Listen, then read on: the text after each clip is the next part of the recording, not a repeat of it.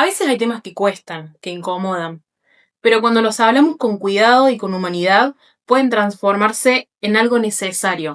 Y este es uno de estos temas. En nuestra ciudad, el suicidio es una realidad que atraviesa familias, amistades, escuelas y barrios.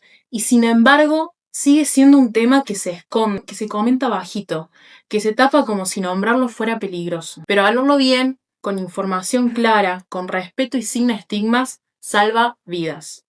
Por eso estamos acá, para entender, para visibilizar, para preguntarnos qué está pasando y sobre todo, qué podemos hacer como comunidad. No se trata de señalar culpables ni de buscar explicaciones mágicas, sino de abrir un diálogo que nos falta y que hace años venimos evitando.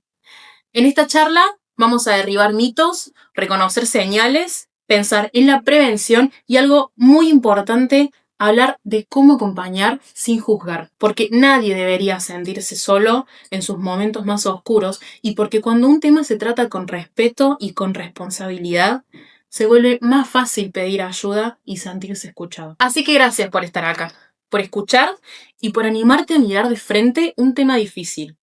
Ojalá esta entrevista sirva para generar conciencia, para hablar, para pedir ayuda, para ofrecerla y para empezar, como comunidad, a hablar de lo que nos duele, pero también de lo que podemos transformar juntos. Acompañan Rosita, Yael y Karina. Karina es la fundadora de la Fundación Hilos de Esperanza. Yael, tengo notas porque estas dos mujeres tienen un currículum, pero es verdaderamente increíble. Yael es preventista en adicciones, tiene una diplomatura en manejo y prevención del suicidio y se especializó en psicología para el manejo del comportamiento suicida. ¿Puede ser, verdad? Ok. Rosita es actualmente la presidenta de la Asamblea Permanente por los Derechos Humanos en Río Tercero y es integrante de la mesa directiva de APDH Arte. Además de tener diplomaturas en abordajes del trabajo infantil y adolescente, acompañamiento a las víctimas de violencia de género y una diplomatura internacional dedicada a la prevención del suicidio, entre muchísimas otras cosas que hacen estas mujeres. Y hoy con ellas vamos a estar hablando de lo que les estuve comentando recientemente. Espero que lo disfruten y que sirva para algo esta entrevista. Bueno, ¿cómo están? Gracias por venir. Bueno, yo quiero arrancar preguntándoles a ustedes como profesionales cómo definen, qué definición le darían al suicidio y por qué creen que es necesario que se hable de esto de una manera sacando todos los tabús, todos los estigmas que tiene este tema. Más allá de la definición real, Sí. yo creo que es una manera de apagar un problema, lo hablamos demasiado en las charlas, que es una de las salidas que encuentran las personas como apagar todo ese dolor psicológico aún recibiendo ayuda. Hoy en día vemos en la sociedad, en la parte de acompañamiento que hay, la soledad en cuanto al amor, lo económico, lo social. Estamos viviendo en una actualidad muy individual. Sí. Nos damos cuenta de que nosotros nos movemos socialmente acompañados en grupos. Lamentablemente eso hace que muchas personas se sientan demasiado solas y lleguen a tomar este tipo de decisiones. Porque se ha acentuado el porcentaje de personas que se suicidan y nosotros que prestamos mucha atención a lo que es el entramado sociocomunitario en donde se desenvuelven las personas que llegan a consumar el suicidio, es que estamos en una sociedad muy narcisista. El uso de las pantallas nos separa del ser gregarios que es por naturaleza los seres humanos tenemos. Entonces hay muchos factores que inciden en la toma de decisión, como decía bien Yael, y es una autodeterminación libre, pensada, que toman las personas. Y está siempre esa pulsión de querer vivir, pero les duele vivir. Entonces la salida es la muerte. Retomando la última parte, ¿por qué creen que es necesario que se hable de esto? Que se hable de la forma en la que estamos charlando nosotras, que es más bien discutiendo o charlando del tema sin agregarle ese peso o ese romanticismo que se le agregó siempre. ¿Por qué piensan que es importante? O si piensan que es importante que se hable de este tema desde esa visión. Y que hablar de suicidio puede salvar vidas. Que no es que el suicidio signifique muerte, que vos hablando del suicidio, conociendo las señales, lo que tenemos que digan siempre, siempre dan señales y que nosotros no le sabemos reconocer. Entonces, hablar de las señales y demás puede llegar a salvar una vida. Entonces, es importante que se hable con respeto eso del suicidio. Esta cuestión del suicidio, vos usaste una palabra recién muy acertada, es decir, romantizamos. Lo romantizó la Iglesia Católica, por ejemplo, enjuiciando a las personas que tomaban la decisión de suicidarse. Entre paréntesis, cuando decimos romantizar, es naturalizar, es decir, hablamos del suicidio como algo bueno y pasa, y se suben al puente. No, es como dice Karina, hay que hablar concienzudamente, profesionalmente, hay que instalarlo al tema, porque es una realidad, es un riesgo. Tomando estas cosas, estos comentarios que me hacen ustedes, cuando yo me estaba preparando, estaba investigando, también charlando con conocidos sobre este tema, surgieron ciertas frases o ciertas cosas que se repetían. Y me gustaría traer algunas de esas frases para que charlemos un poco de eso, qué tan perico es esto que dicen, qué tanto es una construcción social que se está armando por esto mismo de que está tan escondido el tema. Voy a leer algunas. Una de esas es, por ejemplo, el que quiere acabar con su proyecto de vida no avisa. ¿Qué tienen ustedes para opinar de esta frase que es muy natural, es muy común escucharla decir entre la gente? Por nosotros en las charlas siempre damos a conocer que existen señales verbales, Sí. señales no verbales. Si la persona te está diciendo que se quiere matar, es realmente así. Porque la persona ha tomado la decisión y lo tiene en mente. Si te lo dijo, prestar atención, porque realmente lo quiere así. Y es un mito. Lo que vos acabas de expresar no es que diga, por ahí dicen, quiere llamar la atención. Sí, quiere llamar la atención. Quiere decir que no. Bien.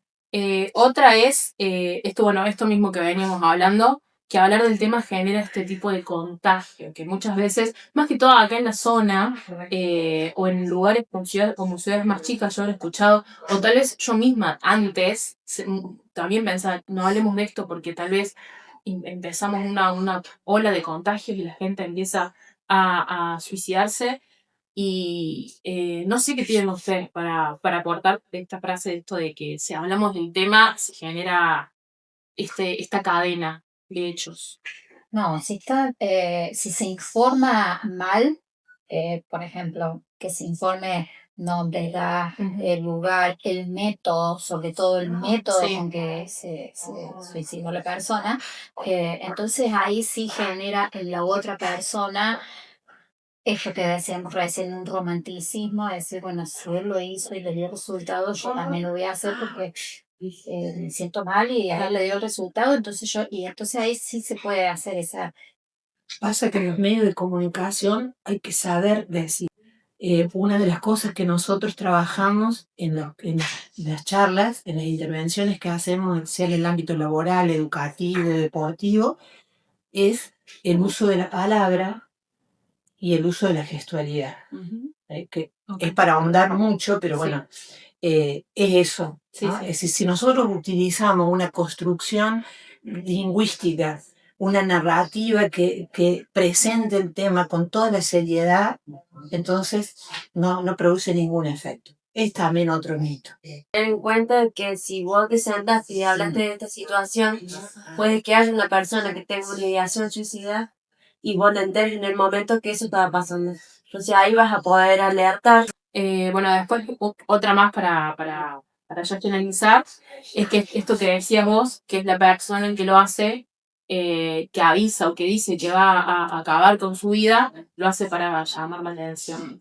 Es un llamado de atención, hay que prestar atención, valga la redundancia de la palabra atención, hay que estar alerta. Recién hace un momento ya él decía de las señales.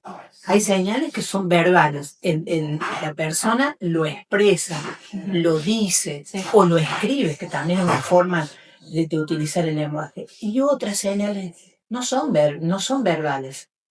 son más taciturnas, donde sí hay que poner el énfasis en lo que decíamos recién de la gestualidad. Observar. Eh, pero sí, obviamente que el que llama, el que dice, perdón, está llamando la atención porque no está bien.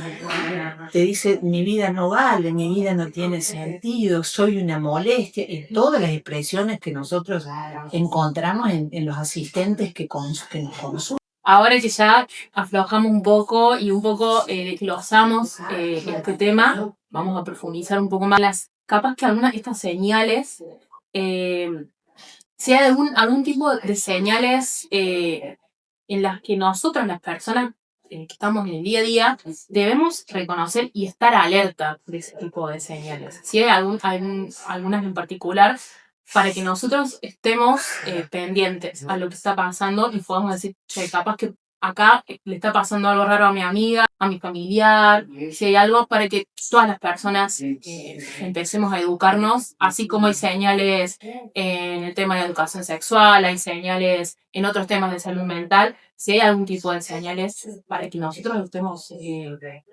La más normal de todas, de las señales, es el aislamiento. Okay. La persona automáticamente se aleja de su círculo,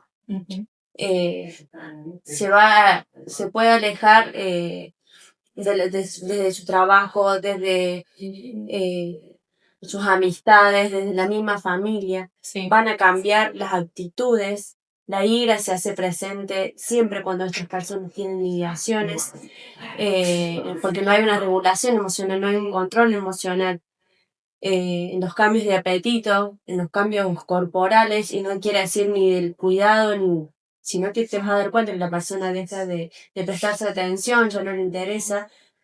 Y otra de las cosas también que es muy importante es tener en cuenta que cuando tenemos algo que te regala, que empieza a regalar sus cosas importantes, es porque se está despojando de sus problemas. Al igual que tenemos mucha gente que ha tenido deudas grandísimas, y me lo han expresado el hecho de, bueno, voy a terminar de pagar todo esto para poder irme tranquilo sin dejar las deudas. Okay. O sea, aunque sea tener una deuda, me genera también eso, decir, bueno, todavía no me puedo ir, todavía no me puedo ir.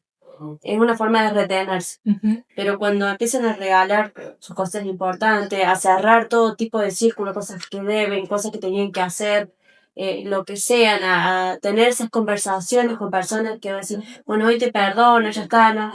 Bueno, eso también hay que tener en cuenta, no es solamente que una persona decide vaciarse, sino que está cerrando su círculo para poder irse tranquilo, porque ya planificó cuál va a ser el día de su final. Y esto, poniendo ejemplos gráficos, porque nosotros se los hablamos a los chicos en las escuelas, los chicos y a las chicas en las escuelas, es cuando ponen excusas para no ir a los encuentros sociales. Okay.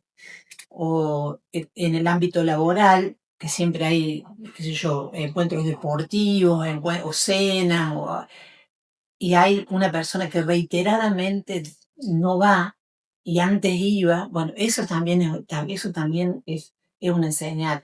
O cuando en el ámbito deportivo, por ejemplo, hay un desgano, ya no está la misma pasión puesta de manifiesto. Uh-huh. Bueno, todas esas son señales. Hay que prestarle atención, no es que vamos a estar con la cabeza encima pero sí prestarle atención.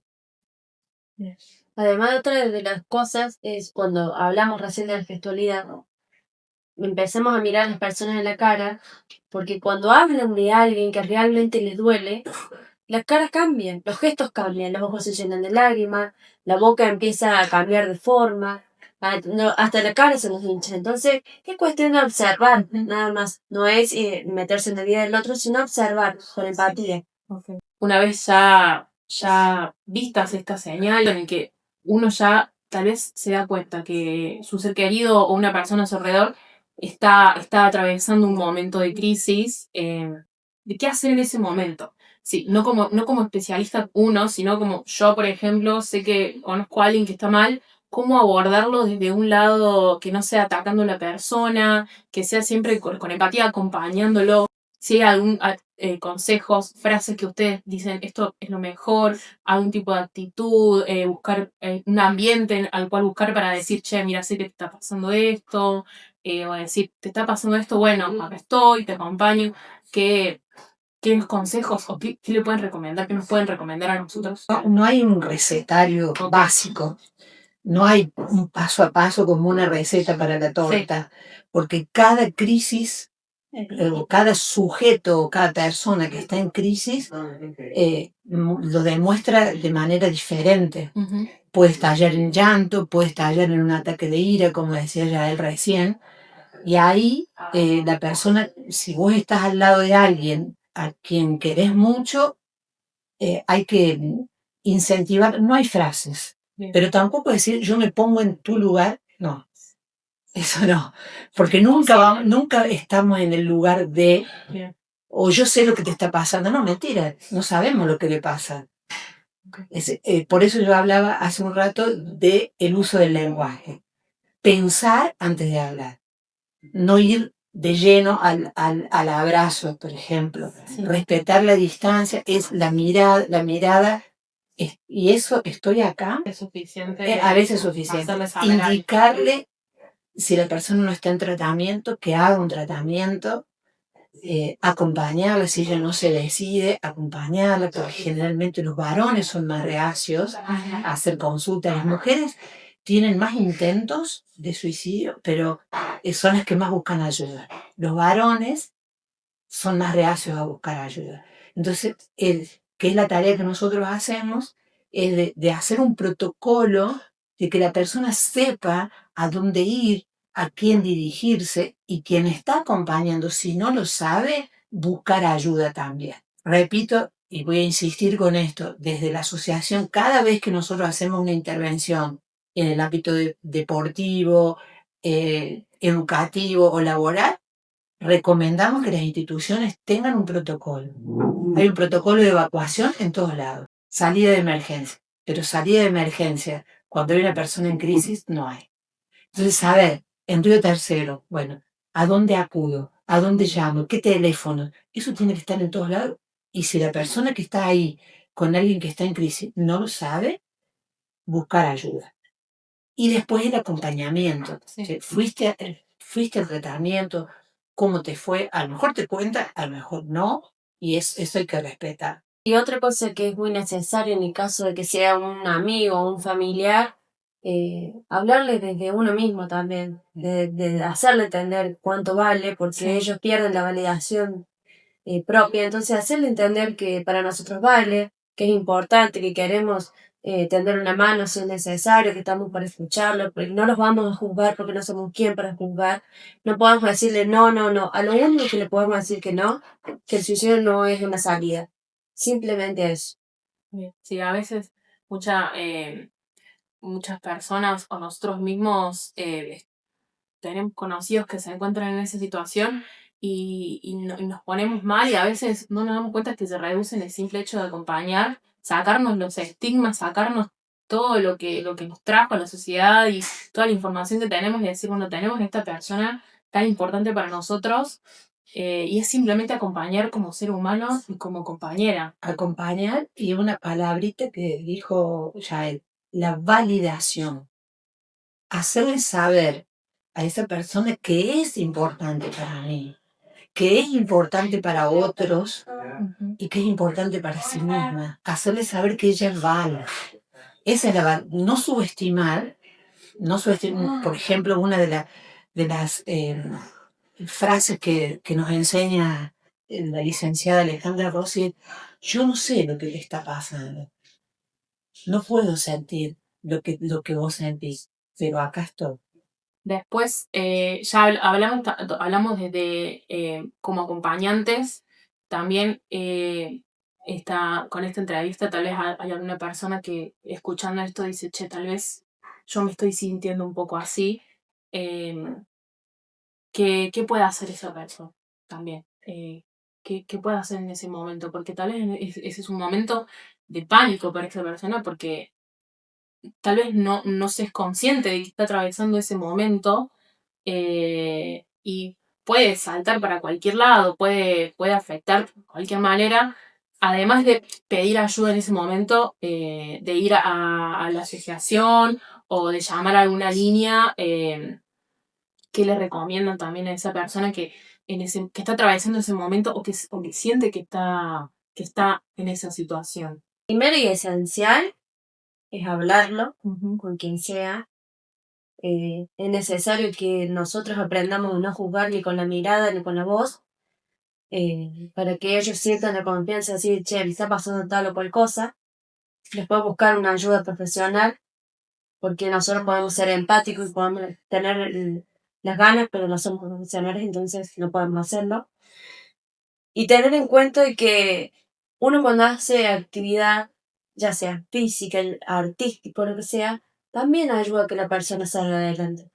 Mantenerse en actividad constantemente, tampoco podemos apagar lo que nos sirve tapando con la actividad, ¿no?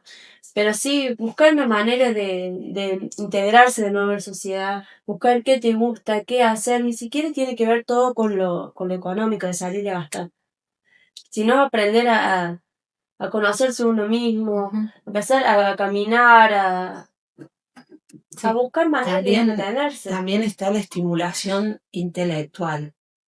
Nosotros estamos en una época, es un síntoma de época, en un sedentarismo intelectual donde la inteligencia artificial resuelve. Entonces, estimular lo cognitivo, lo intelectual también ayuda. Ayuda porque nosotros, por ejemplo, entre estas actividades, el leer un libro, el leer que es una novela, el investigar cosas que sientan curiosidad, eso también, porque estamos en este sedentarismo intelectual y es como que el horizonte se cierra. Y recalco lo que dijo Yael recién de la actividad al aire libre. La recreación es sumamente importante. El contacto con el aire libre, con la naturaleza, también estimula. Ya quedó más que claro que el suicidio es totalmente prevenible. Se puede prevenir, pero no se puede evitar. Habiendo ya despojado eso, ese mito, también quiero preguntarles, como somos seres sociales, me parece muy importante esta pregunta, ¿cuál es el rol que cumplen las instituciones en la sociedad, en los colegios, los clubes, el mismo municipio? ¿Cuál es el rol de cada una de esas instituciones en este tema, en el tema del suicidio, en el tema de la salud mental? ¿Qué tan importante es el peso que estas instituciones le dan al tema? Las instituciones le dan al tema. Si hablamos en tiempo presente, ¿le dan? No le dan nada. Que se le debería dar. Claro, si hablamos en potencial, se le debiera dar mucho. La responsabilidad es única y exclusiva del Estado. Para eso hay una ley de salud mental, una ley de prevención del suicidio, que hay que revisarlas porque siempre quedan extemporáneas, porque el avance social es mucho más rápido que la normativa. Siempre la normativa va atrás. Por ejemplo, vamos a un caso puntual de esta ciudad, de la ciudad de Río Tercero. Acá cuando nosotros empezamos a trabajar, este municipio no estaba adherido a la ley.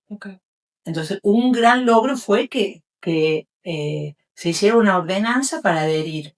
Y también se presentó a través de algunos concejales proyectos de protocolo, fueron a archivo, después se pusieron en marcha a través del Ejecutivo, bueno, no importa.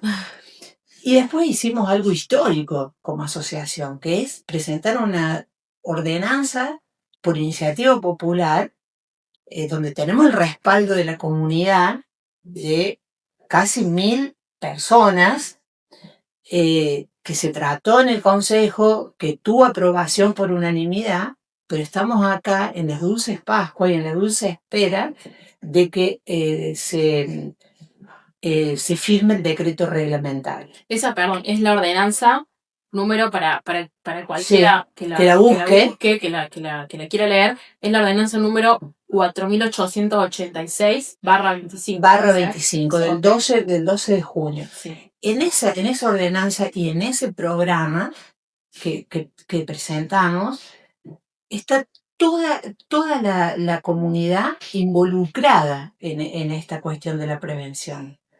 Las instituciones educativas, las instituciones del tercer sector, como bomberos, como es tan multicausal el suicidio, o las causas del suicidio, entonces nosotros somos corresponsables.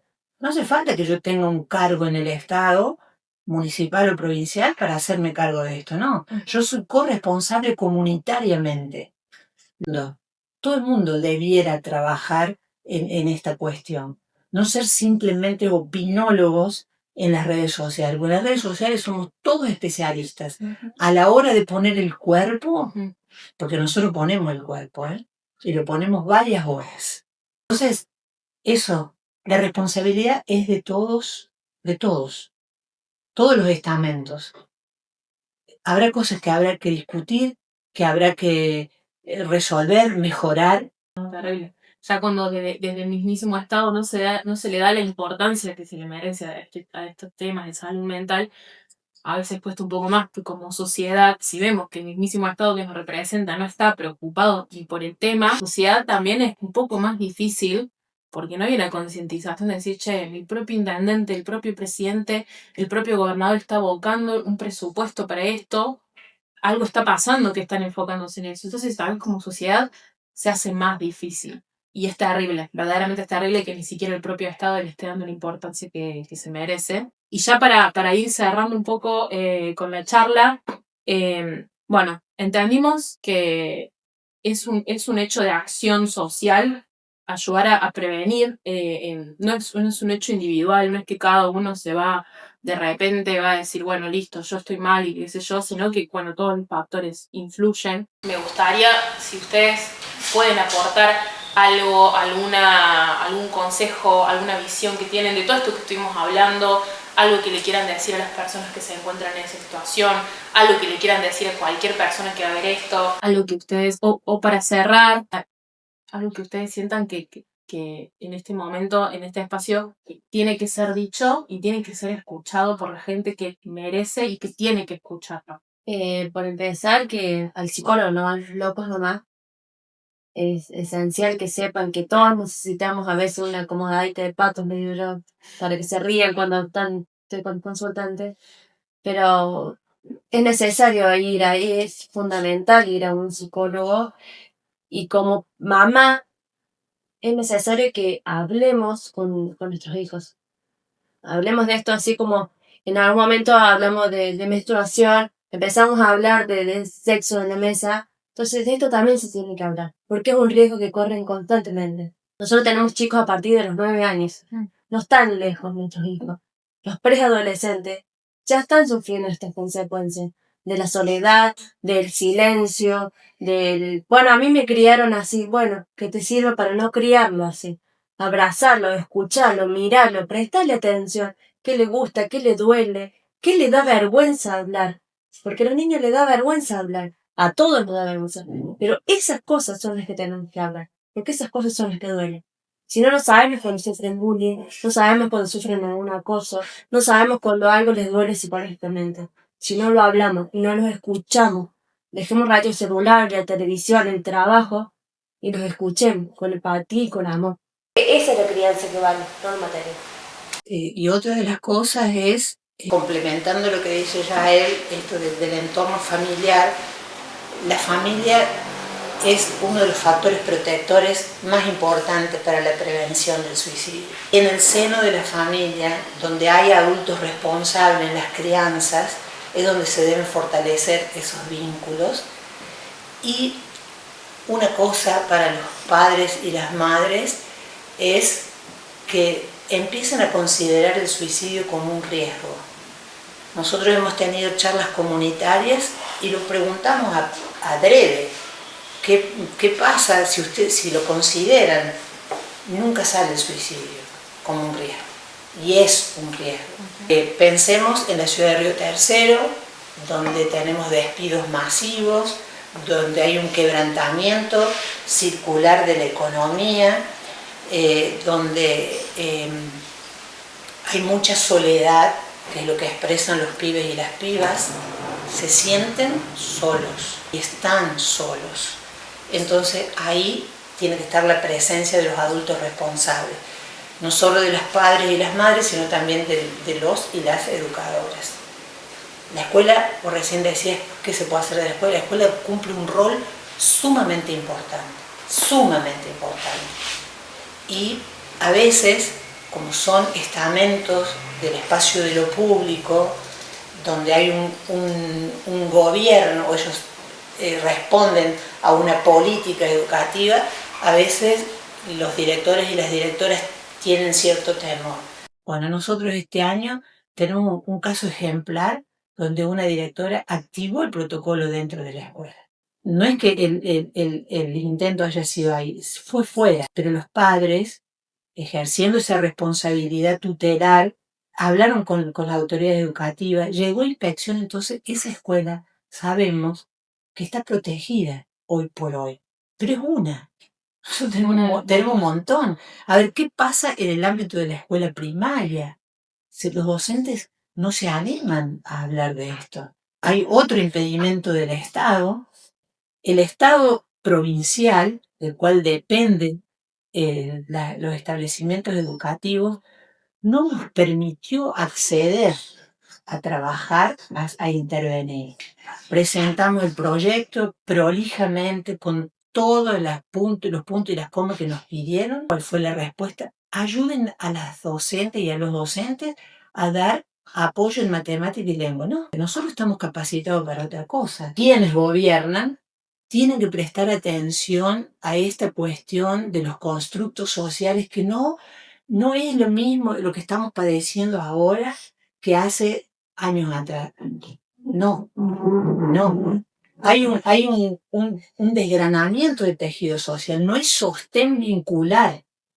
¿Qué genera esto? Una vulneración. Poblaciones vulnerables. Entonces, ejercitar la mirada comunitaria, dejar de escribir estupideces en las redes y poner el cuerpo. Porque es muy fácil opinar detrás de una red social, facilísimo, pero hay que estar en el territorio. Y nosotros podemos hablar de lo que hemos hablado en esta charla porque estamos en el territorio, porque conocemos el territorio. Queremos proteger a nuestros trabajadores.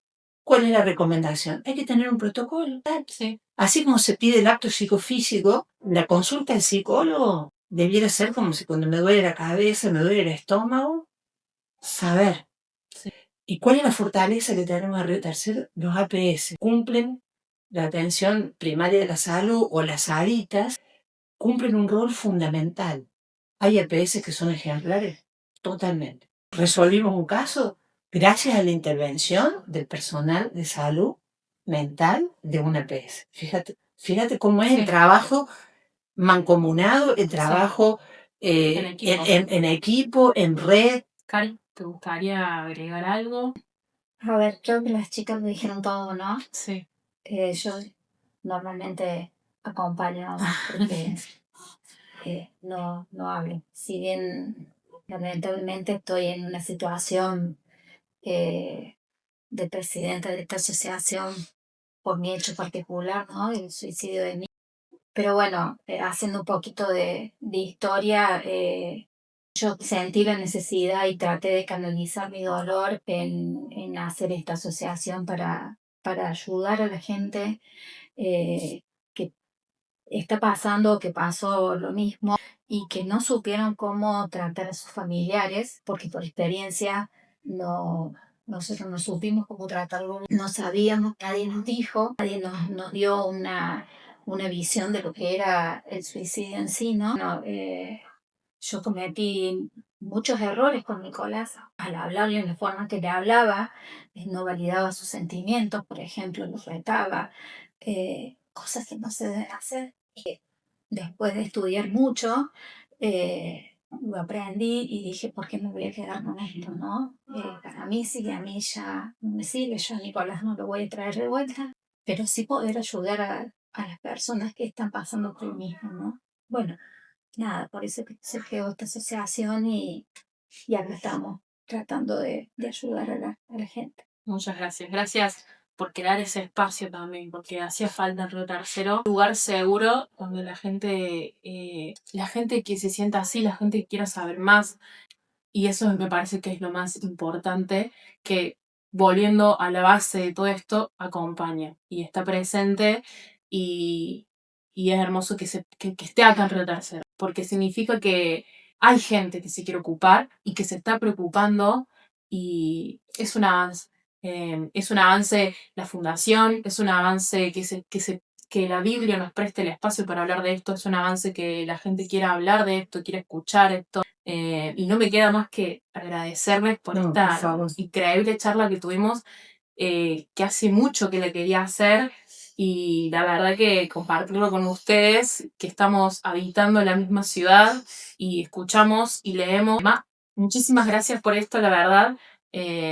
Y estoy segura que del otro lado hay muchísima gente que les está agradeciendo a ustedes por poner el cuerpo, como decís vos, Rosita, por animarse a decir, está bien no estar bien, está bien que pidas ayuda. No te hace menos vulnerable mostrarte como una persona que la está pasando mal, porque todos en algún momento la pasamos mal y es hermoso poder tener una compañía en esas situaciones. Así que muchas gracias, mujeres increíbles, por darme la oportunidad que ustedes me cuenten y nos cuenten a todos todo esto. No me queda más que agradecer. Como dice el padre Matías, no te olvides, estamos acá. Estamos acá. Gracias también a la Biblia que nos prestó este espacio hermoso. Y bueno, gracias. Gracias por tanto. A vos. Gracias a vos. Y se acaba. Hola, ¿cómo están? Gracias por ver la entrevista completa, gracias por quedarse hasta acá y por escucharnos. Espero que les haya gustado, espero que les haya servido y espero que les haya enseñado algo. Los y las invito a que comenten, a que me cuenten qué les pareció, que usen la sección de comentarios como un espacio libre. Los invito también a que si tienen ganas compartan este video, que colaboren con la difusión de un tema tan importante como este. Les invito a que se suscriban a este canal porque se vienen muchas más charlas interesantes y se vienen muchísimos más videos. Recuerden que no están solos y que siempre hay que pedir ayuda y que siempre hay alguien que los va a escuchar. Acompañen, escuchen a sus amigos, hablen con su familia, háganse escuchar y presten la atención a lo que les pasa por dentro. Yo soy Ludmila y nos vemos cuando nos tengamos que ver.